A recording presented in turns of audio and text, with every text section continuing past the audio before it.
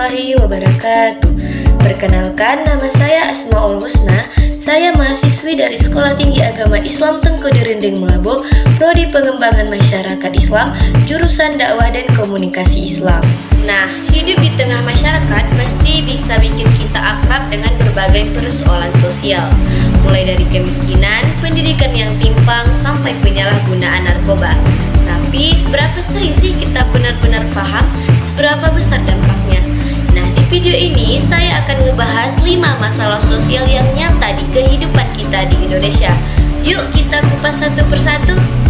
Nah, yang pertama masalah kemiskinan dan dampaknya terhadap masyarakat. Kemiskinan adalah persoalan sosial serius yang mempengaruhi berbagai aspek kehidupan masyarakat, terutama di Indonesia. Kemiskinan menyebabkan banyak individu tidak mampu memenuhi kebutuhan dasar seperti makanan, tempat tinggal, dan pakaian. Dalam kehidupan sosial, kemiskinan memicu maraknya kriminalitas, menurunnya rasa percaya diri, serta kesenjangan sosial antara kelompok kaya dan miskin. Dari segi pendidikan, anak-anak dari keluarga miskin seringkali terpaksa putus sekolah karena tidak mampu membayar biaya pendidikan dan harus membantu orang tua bekerja. Ini berdampak panjang terhadap kualitas sumber daya manusia di masa depan.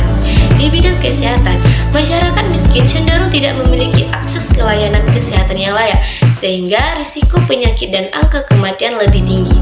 Untuk mengurangi kemiskinan, pemerintah dapat meningkatkan program bantuan sosial yang tepat sasaran, membuka lapangan pekerjaan baru, dan memperluas akses pendidikan dan pelatihan kerja.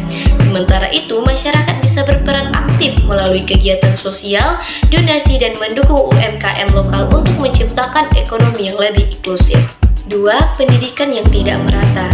Pendidikan yang tidak merata, terutama antara kota dan desa, menciptakan ketimpangan besar dalam kualitas sumber daya manusia di Indonesia. Anak-anak di daerah perkotaan biasanya mendapatkan fasilitas belajar yang lebih lengkap, guru yang lebih kompeten, dan akses internet yang stabil. Sebaliknya, banyak sekolah di daerah terpencil masih kekurangan tenaga pengajar dan infrastruktur. Akibatnya, generasi muda dari daerah pedesaan berisiko tertinggal, baik secara pengetahuan maupun keterampilan, dibandingkan dengan mereka yang hidup di kota. Ketimpangan ini bisa memicu siklus kemiskinan yang terus berulang dan memperlambat pembangunan nasional. Solusinya antara lain dengan memeratakan distribusi guru berkualitas di daerah terpencil, memperkuat infrastruktur pendidikan seperti jaringan internet dan gedung sekolah, serta memberi biaya siswa khusus untuk anak-anak di daerah 3T, tertinggal, terdepan, terkeluar. Kolaborasi antara pemerintah, pusat, daerah, dan swasta juga penting dalam menciptakan akses pendidikan yang setara bagi seluruh masyarakat. Nah, yang ketiga, tantangan pengangguran di Indonesia. Pengangguran menjadi tantangan besar di tengah pertumbuhan teknologi dan globalisasi. Banyak pekerjaan konvensional tergantikan oleh mesin dan sistem otomatisasi. Tingginya angka pengangguran dapat memicu ketidakstabilan sosial seperti meningkatnya kriminalitas, depresi, serta turunnya daya beli masyarakat. Dari sisi ekonomi, negara juga mengalami beban karena meningkatnya angka ketergantungan terhadap bantuan sosial.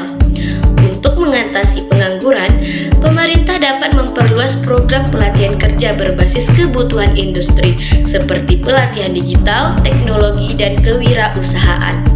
Pendidikan vokasi harus diperkuat agar lulusan siap kerja. Di sisi lain, sektor swasta bisa berkontribusi melalui penciptaan lapangan tenaga kerja baru, investasi di daerah-daerah, dan program magang atau inkubator bisnis untuk anak muda. Nah, yang keempat, penyalahgunaan narkoba sebagai masalah sosial.